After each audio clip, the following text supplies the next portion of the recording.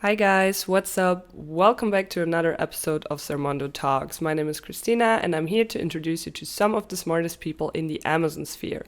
If you're new to our channel and you'd like to get some industry insights, hear some interesting stories about entrepreneurship, and learn some useful hacks that you can apply to your own Amazon business, make sure you subscribe to our channel and hit that notification bell so you will never miss another episode again. My guest today for you is Jelena Nuhanović, founder of Amazonia PPC.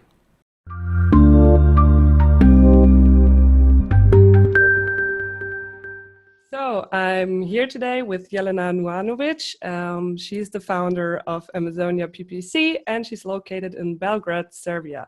Hi Jelena, glad to have you here. Hi Christina, thanks for having me.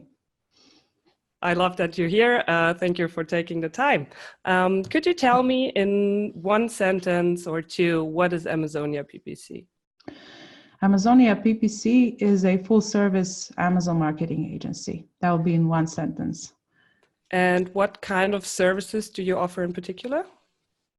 We're striving to be a full-service Amazon marketing agency. That entails PPC, campaign management, for sure, which is one of our strongest suits. But we also do copywriting, product listing optimization, product launches, and driving external traffic to Amazon listings. We also do a lot of branding on Amazon, which is currently under certain formats that are predefined on Amazon. When I say branding, I actually mean building out storefronts and optimizing A+ content for sellers. Awesome. And your English is very, very good. Which kind of languages do you offer your services in? We currently cover only English-speaking countries, English-speaking clients, but our plan for the future for 2020 is to expand the team to cover at least a couple of local European markets so that we can expand our services there too. All right. Yeah, sorry. No worries. For how long have you been around for already? Amazonia PPC as a team was formed in 2017, but before that, in 2015, I started my own consultancy career, which I did alone for 2 years before I decided to kind of like level up and build a team out of that, building based on consultancy career. And why did you choose to work in the Amazon industry? Did you ever sell on Amazon yourself? When I started consultancy for Amazon, when we built Amazonia as a team, we didn't sell at that point in 2017, but this year we have launched our own brand on Amazon with a partner from New York who is in charge of product development, sourcing, and fulfillment. And we are in charge of all marketing strategies and implementing everything there is to build a brand from scratch. Basically, it's been extremely exciting and I love it so far. That's awesome. I'm happy for you. Can you tell me why I should choose your agency over other agencies? Oh, well, I don't know. You should choose for yourself. That's the right question. That's the right answer, I think. Not me or the other agency, or there's each agency has something to offer. Now, we offer free audits to see to really completely analyze the whole account and just let the clients know what areas of improvements there are that we have identified for them. And then also deliver like a strategy mock-up for them to see what we could possibly do in the upcoming months. So they should really carefully go through all of these materials that we offer them and then decide for themselves. And usually we strive to provide the right information for them so that they can make a long-term decision, because most of our clients are treated as partners, not like clients, but we try to set up a partnership that will last a long time. So that being said, usually we try to provide as realistic information as possible before even engaging with the client beforehand, and then they decide for themselves what's best for their business needs. So. All right. And you said before that you work with English-speaking clients. Are those clients from all over the world, or mainly US, mainly UK? How does your user base look like? We are open to clients coming from all over the world, but for now, from our experience, the majority of them actually came from the USA. So it's kind of like our target market as well. And the majority of our clients actually come from either California or New York or Florida. That's in our experience where they have been coming from. And what do they say about your work? Could you name 3 things? A lot of them said that we communicate really well. That's something I'm very proud of, because I think that communication is key, especially if you're doing some remote work with the clients. You really have to talk to them day after day and consistently and thoroughly to make sure you understand really well what their needs are, and in general what the business model is. How can you best help them? What's the best approach? So we really emphasize of this communication, and that's the first feedback we've been getting. A lot of them are very happy with the results. So when I say results, I don't only mean PPC campaign management, but marketing in general, because when we look at Amazon specifically, you cannot separate just PPC as a service simply because it's not enough. It's a platform that's still in the development. Like, you probably had the chance to notice how often things update. Like every week you can notice that there are some fresh updates on the Amazon platform. That's because the PPC platform there's yet in the development phase. So usually it's not enough just to manage the PPC campaigns. In order to make that PPC work for them, you usually have to either improve the listing, either add some branding elements to it, either their organic ranking is not really well, so you have to think outside of the box how to drive that additional traffic from external sources to the listing. Some of them they will already have like an established portfolio of products that's already generating them pretty good cash flow, but they are trying to launch new products and they just don't know how. So this is all one big full service that we are currently offering that they are happy with. So when I say they're happy with the results, it really differentiates from one case to the another what they're actually happy with, because some of them will be happy with product launches, some of them will be happy with their ACOS decreasing over time, depending of what our goal is. And some of them will be happy with the increased number of new to brand purchases that they received on the platform on Amazon. They probably either had their brand awareness outside of Amazon, but they just didn't know how to communicate that to the Amazon's audiences when they first joined. So these are all various situations that we have been seeing with our clients, and they are very different from one to another. But generally, yeah, we've been receiving really good feedback about the results, the communication, like I just mentioned, that we communicate really well with them. And I don't know what the third thing would be. Generally speaking, we try to deliver as good performance as possible and communicate really well, even if it's not going in the direction that was desired. That's important. Yeah, extremely important. Like, if you can estimate realistically what can happen in the next upcoming months, it's extremely important to communicate that clearly to the client and let them decide for themselves, have enough time to figure out the right approach that they want to take. Did it ever happen that a client was not happy? And if yes, how did you deal with that? Of course. There was a number of them that they weren't happy with certain things. If someone is not happy with our work, they usually have a specific thing that they're not happy with. So that's what we would try to clarify and see, okay, what it is that you're not happy with. Let's work with that. Do you have any suggestions? That would be like a constructive criticism. We value everyone's feedback, especially the feedback coming from clients that aren't happy with something, because that gives us insight into things that we could do better. So Especially for that, we have our operations manager, Igor, handling all these things, improving our internal procedures to polish them into standard operating procedures to make sure we don't miss any big things. And usually client feedback is another way for us to stay up to date and learn new things. Basically, that's really, really important. I appreciate both, the nice feedback, of course, because it gives you Yeah. self-confidence boosts, like always, but also appreciate the negative feedback as well. It realistically wouldn't be, we wouldn't be where we are at this point if there was no constructive criticism from the other side, of course. Yeah, I think you always grow from any kind of feedback when you can implement it very well. And we just talked about staying up to date. As you mentioned, every week there's a new feature or a feature that was just launched 2 weeks ago gets taken away or whatever. How do you stay up to date apart from getting feedback from clients? Yeah, like I mentioned, the first way for us to learn new things and here is the clients, of course, but then there's also the community. We are very active online and offline.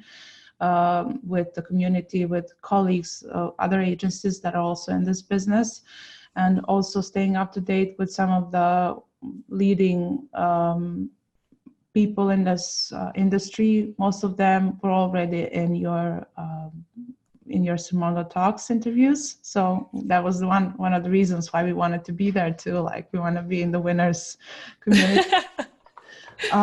But generally speaking, I really, really love following Kevin King. He's skin in the game, 100%. So when he's talking about something, giving an interview, minute after minute, it's 100% pure value. So that's what I really like to follow. And Brian Johnson, he's my favorite now. He's going to launch in November his third version of his course, which we're looking forward to purchasing, definitely. He shared some insights on the PPC Congress this October. We were present there and dropped the wisdom. So we learned a couple of tips and tricks, but definitely looking forward to the full version of something that he would share with the general public and see what out of these things we might be able to implement to our own systems. And when it comes to knowledge and staying up to date, you just have to, I guess, work in order to learn from case studies. That's always been my kind of way of learning things. Just testing and split testing and seeing what works and what doesn't work. Spend a little money before you actually realize what's the winning formula, because each business is unique and it has its own needs, and you can never look at two different businesses the same way, simply because even if they're in the same industry niche, because there are different businesses, they have different backgrounds, different team structures, business models, different products, different suppliers, so many different things. So all of this needs to be taken into account when you are actually figuring out what's the winning formula to help a business through marketing. So that being said, my personal favorite way of learning is just doing it and testing. Trial and error. Trial and error, yeah, basically, but also through some formal ways of learning, of course, through courses and congresses and online communities on Facebook primarily. And of course, there's this another way of learning for us, which is speaking to other agencies about things such as hiring process, how to implement your standard operating procedures, and how to behave in certain cases, how to communicate with the clients, soft skills, all kinds of things that come into place when you're running an agency that's committed to becoming the world's best marketing agency. Awesome. Then we're already done with the hard part about your company. Now to the fun part. I want to know more about you as a person. So could you tell me why you decided to become self-employed? I never wanted to be self-employed. That wasn't the idea. Basically, I wanted to build a business. That was from day one, something that was the general idea. It just takes time. Everything takes more, it takes longer than you think. So this was the lesson that I learned the hard way. But generally speaking, I was doing my 9 to 5 job, which I liked. It was in business analysis area, very close to PPC, something that's like came natural to me. PPC came natural to me. So basically, I started that side business doing PPC as an assistant for an agency from Philadelphia. And it went from there. I worked 10 to 12 hours a day for 8 months. That was really intense. Yeah, that was really intense. And I didn't have a kid back then, so I could have pulled that off back then. But that I just came to a point where I had to make a choice. I just couldn't move any longer with that kind of tempo. And I just loved PPC so much that I couldn't really imagine giving it up. So I had the support back at home to quit my 9 to 5 job and just start that consultancy career that I always wanted to have. So it was always my dream to build a big team. So I guess that was the biggest motivation for me to quit the 9 to 5 paradigm and just get started with all of this that I wanted. And are you happy now how everything turned out and how it is at the moment? As an entrepreneur, you're never satisfied. You're always hungry. Like if you're an entrepreneur, you can understand what it feels like. But when I look back with how things were and how they're compare them to what they're like now, usually I'm very, very happy. So it was worth my while, I guess. Are there also things that you don't like? I know that a lot of entrepreneurs, it's like a 50-50 thing. Some of them are saying that they like having so much responsibility. And then there are people that say like, I'm a bit scared because I have so much responsibility. How is it for you? I was always a responsible person. So that kind of responsibility part doesn't really make a lot of difference to me. But I just wish I knew more things before diving right into them. There, as an entrepreneur, there's always going to be this one situation that you aren't entirely familiar with, and there's a task like a thing that you have to do without being completely equipped with knowledge. That's the kind of frustration I've been having for years. But I guess that that's a usual thing when you're working with developing systems such as Amazon advertising platform. It's ever developing and testing out new things that you don't know actually how it's going to turn out. That's basically an experiment.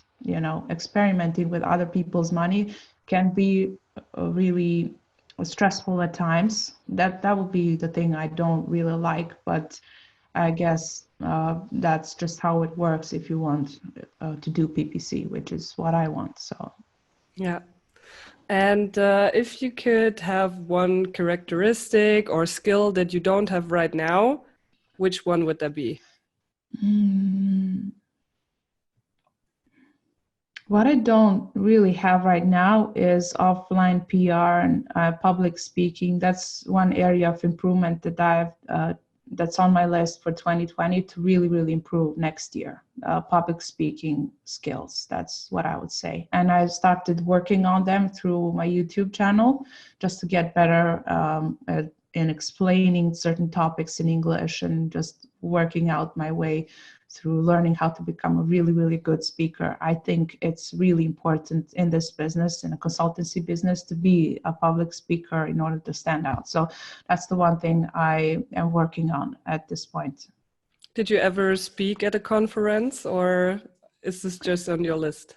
That's on my list.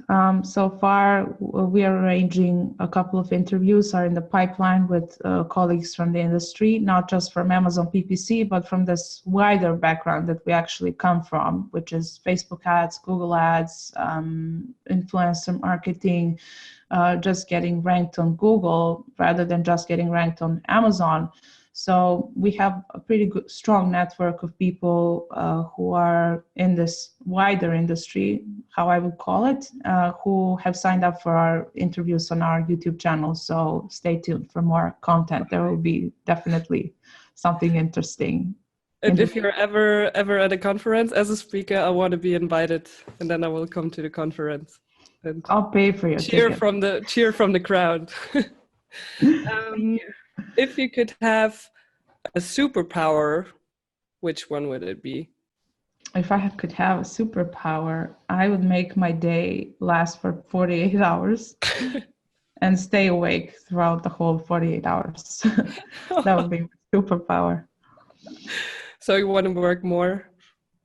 Yeah, definitely. Work more and have that, work-life balance. I think that would be the only way of having it. If my day, I was able to live the same day twice, like in that movie About Time, when there's this guy that has this ability to live the same day twice, that would be my superpower.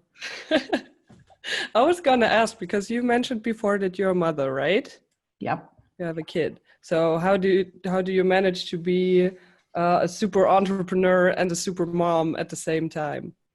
No one ever said I was a super mom. I said it. Just kidding.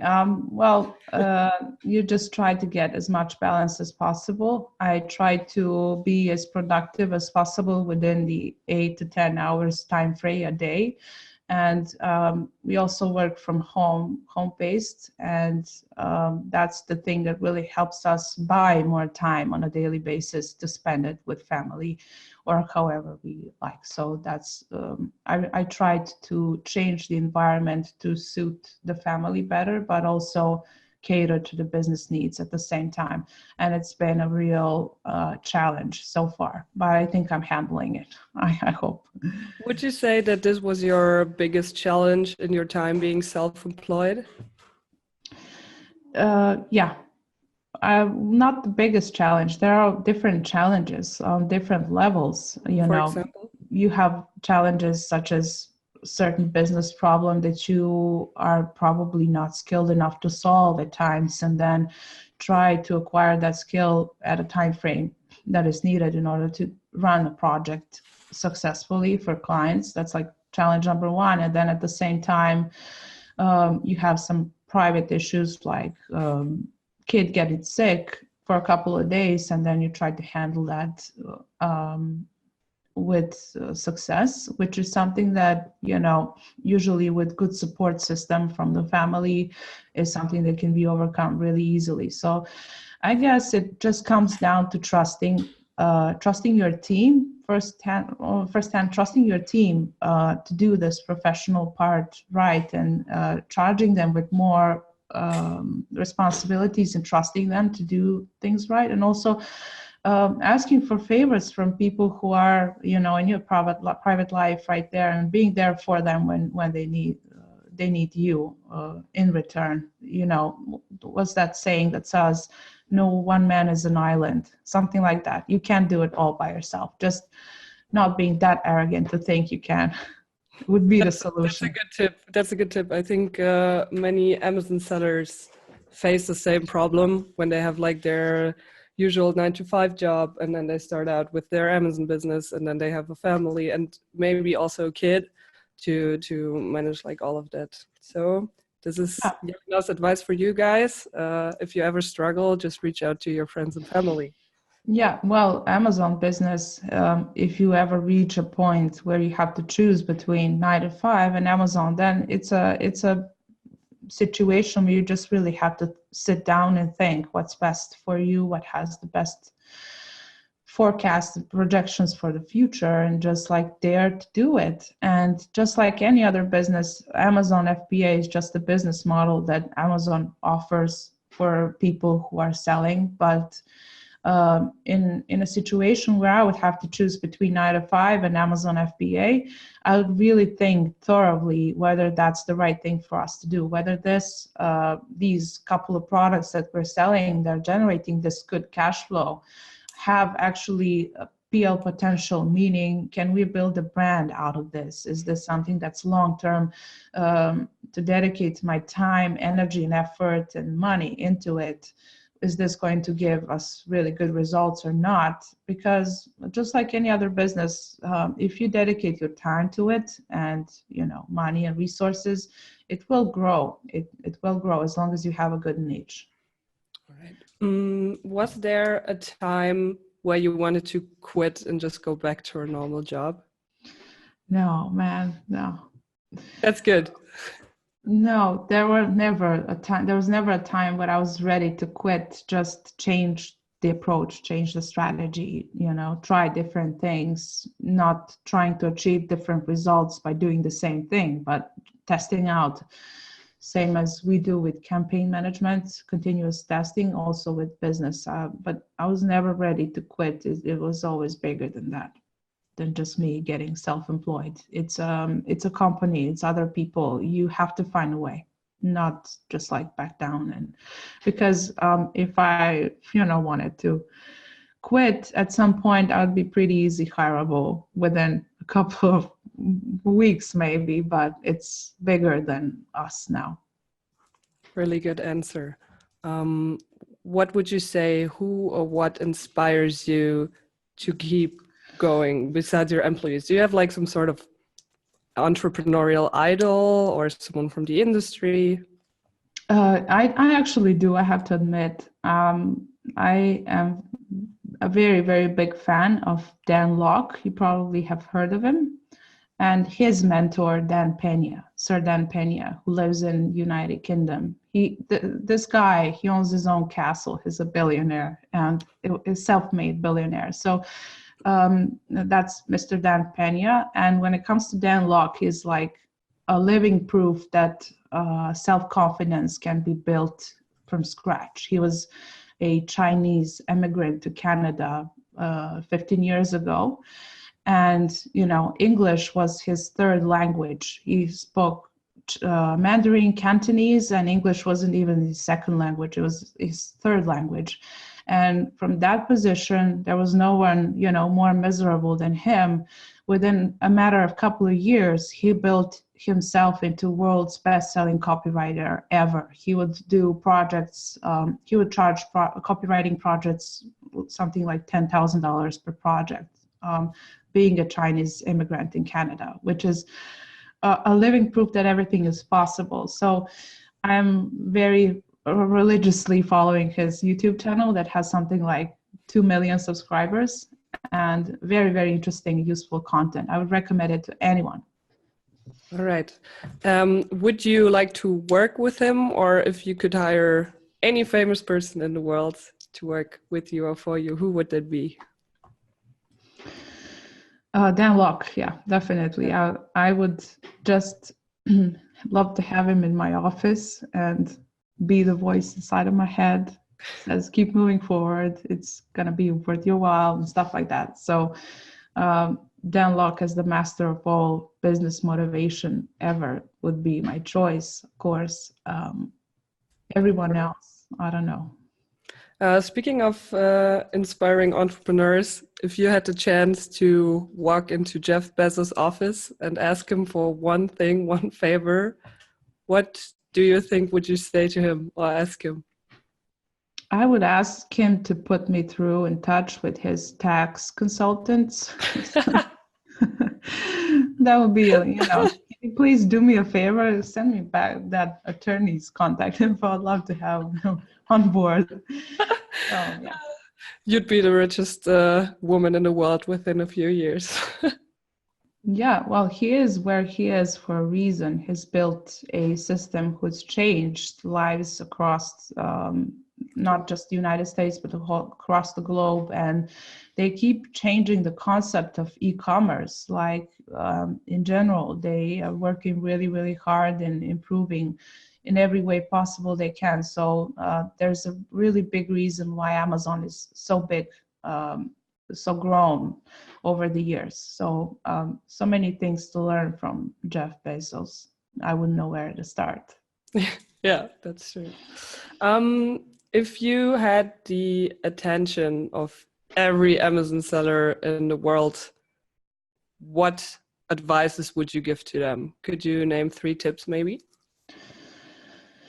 3 tips I would give to Amazon sellers. Well, it comes down to really working and improving your procedures over time. But the majority of my advice would be geared towards making a really good product research strategy and sticking to it, just to make sure that you choose the right products. And also choosing the right suppliers would be reliable suppliers would be one of the options.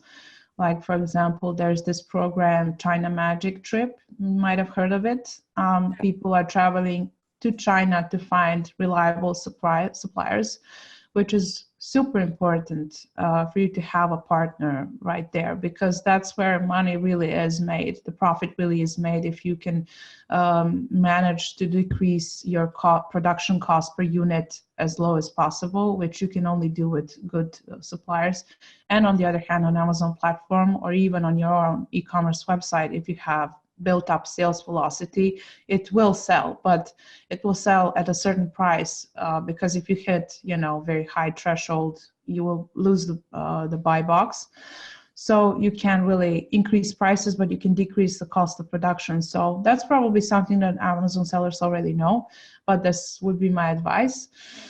And the third thing would be to only choose products who have a branding potential, that they can build a brand based on these products. And you can have this 1 or 2 good sellers that are generating you cash flow, that are your flagship products, but only brands persist and only brands last. And that's something that I would advise sellers to do. It's very hard to give generalized advice, because at least from my experience, when you do audits, there's always a different thing that a certain business is struggling with. So too many factors.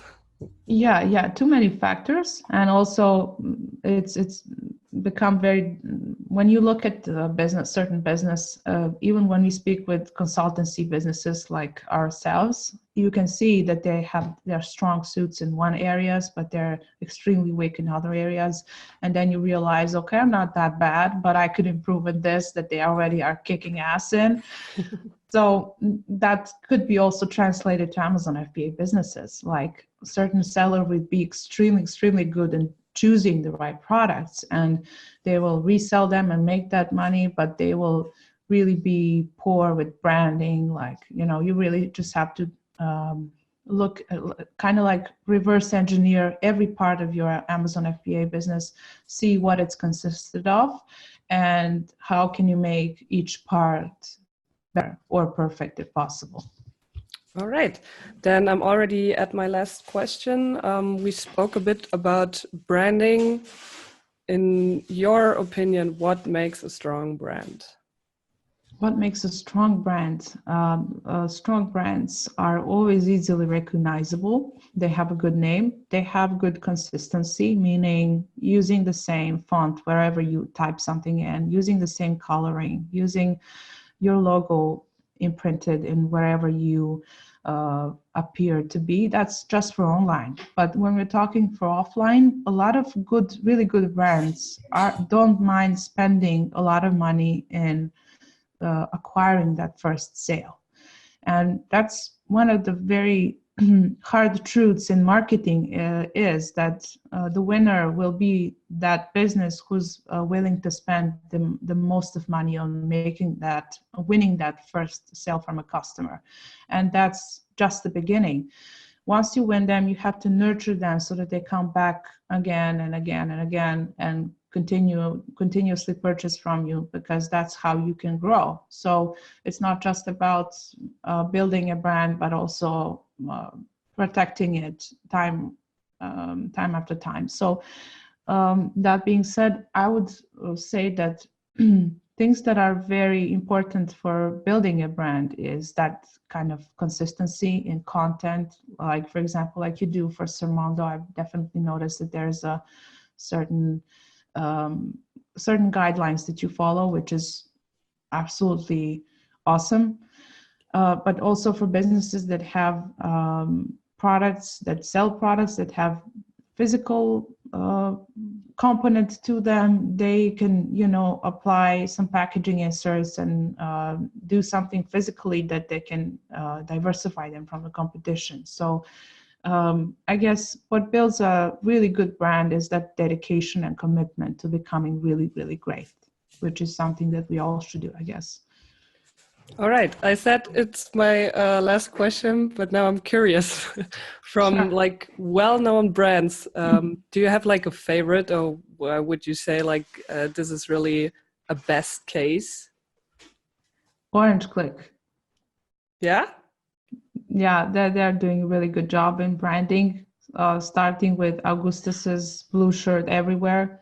Yeah. Very, very good consistency. That's something that I really, really like. And I could name a number of brands coming from physical products category that I could, the list would be endless. There are some really good examples of how people do it. I could name a ton of brands who have physical products who are very, very successful at doing branding, like, for example, a baby category and also pet category, and different categories that have emotional triggers that are actually triggering people to make that purchase. That's like number one choice for people who are trying to build their brand online, because they're very convenient categories for content marketing. You can do tons of content marketing around, pets, because there are people so attached to them, and their babies, they're also attached to their babies. So you can write tons of content with regards to knowledge and how you can treat your pet nicely and how you can feed them better and stuff like that. And then, try and slip your product casually in that content as well. So that's one of the ways of how you can, build your tribe around Facebook or Instagram, wherever you are placing this content to them. When it comes to some brands, such as, some categories such as automotive and, tools and equipment, stuff like that, it's much, much harder, simply because it's something that's, if you're having like a utility product, then you can't build a brand very easily around it. It's just, you can build it, but it will take much more money, work, or time put in before you start seeing some first results. And that's one of the premises of most familiar in business, which is when you don't have money, then you compensate that through time and work. And if you don't have time, then you compensate it with money and work. And if you can't work, then you compensate with money and time. Yeah. So it all depends. There are different things that you need to invest, not only money, into building a healthy and strong brand, I'd say. Okay, this is really my last question. So you're saying when you sell like tools like screwdrivers or hammers or whatever, it's much harder because people are not emotionally involved. They just want to get a nail in the wall and they don't care which hammer they use. Exactly. And that's the point where you emphasize on the functionality of the product, not just design or the outlook of it, but there are different dimensions of the product that you can emphasize on. Each product has its strong suits. So if this is, guys audience, men, they will focus more on functionality of the product. So you start emphasizing what the advantages, the added features you have for the screwdriver that the competition doesn't have, and how many times you can use it, and what's the warranty, all these technical elements. So that's different approach to copywriting when it comes to products. You really have to know really well who's the audience you're talking to and what are the product features, and you have to know your competition really well in order to brand it and market it on Amazon. All right, then I will release you now. Thank you so much for taking the time and for being on and for answering my 1,000 questions that I had for you. You gave some great insights. I'm sure our audience can learn a lot from that. And I hope to see you speak somewhere soon in persona. Me too.